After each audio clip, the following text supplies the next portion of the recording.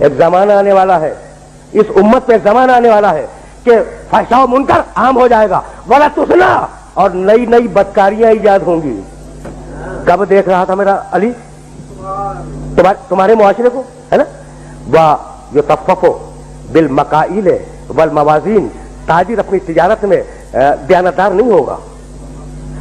وَيُسْتَخَفُّ لِحُدُودِ الصَّلَاةِ, اس زمانے میں نماز کے اول وقت کا کوئی احترام نہیں کرے گا.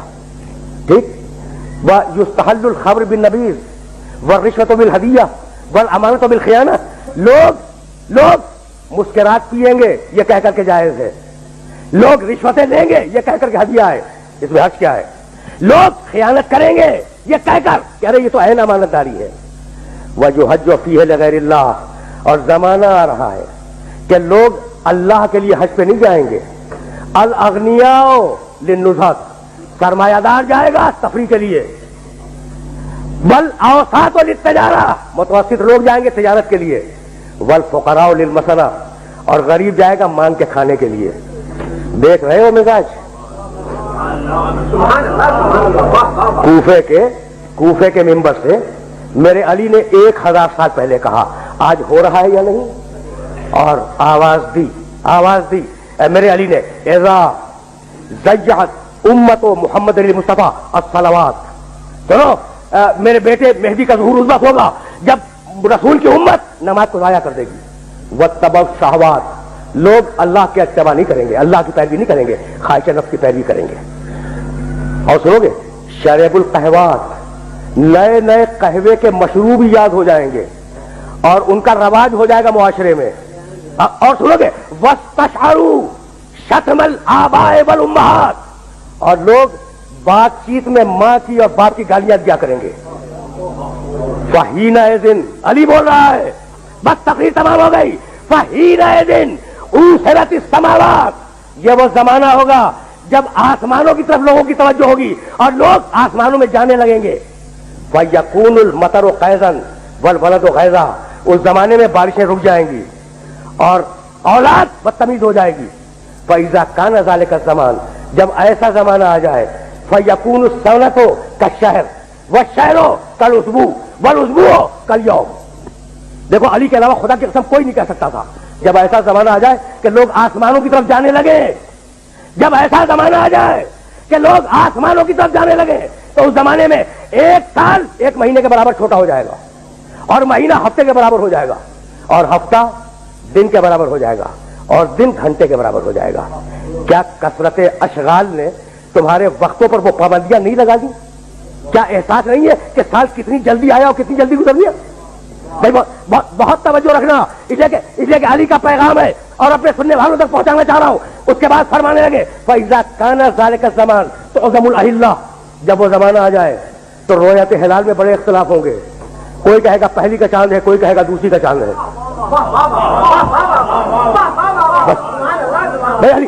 علی بول رہے ہیں, علی بول رہے ہیں. اور اس کے بعد آواز دی, نساؤہم کاسیات عاریات متبرجات فی جہنم خالدات.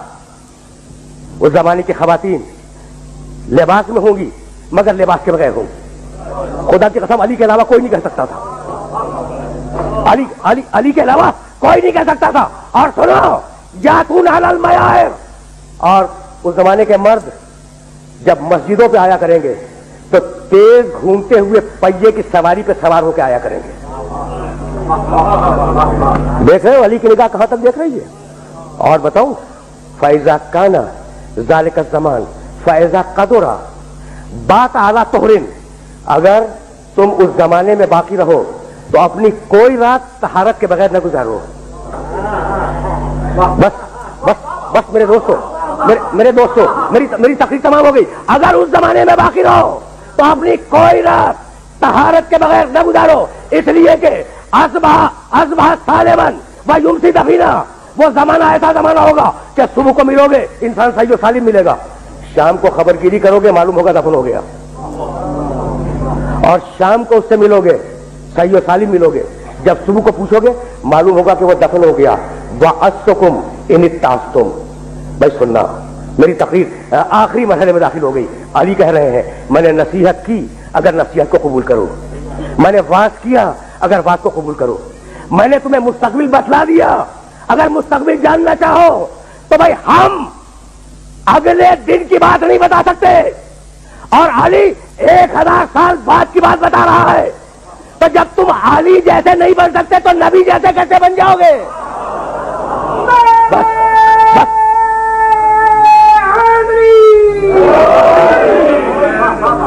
بس میں نے اپنے سننے والوں کو زحمت دی اور گفتگو تمام کر رہا ہوں.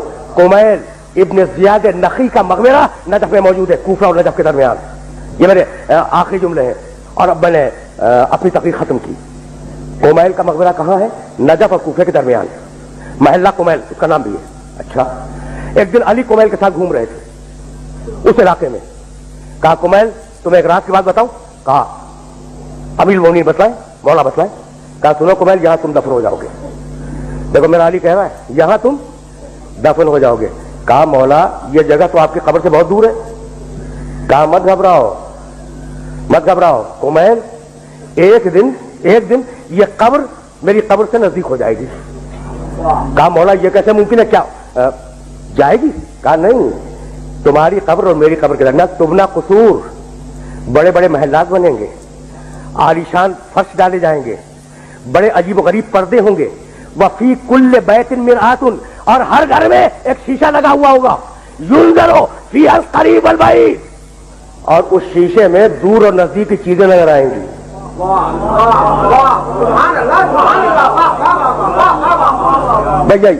یہی پیغام تھا, اور گفتگو کو اس مرحلے پہ تمام کر رہا ہوں کہ یہ جو علامات دی ہے نا آل محمد نے, یہ جو علامات دی ہے, ان علامات کا مقصد یہی ہے کہ انہیں حاصل کرتے رہو, انہیں پڑھتے رہو, ان کو ہر آن نگاہ میں رکھو اور دیکھو کہ تم کتنے اچھے ہو, کتنے اچھے بن سکتے ہو.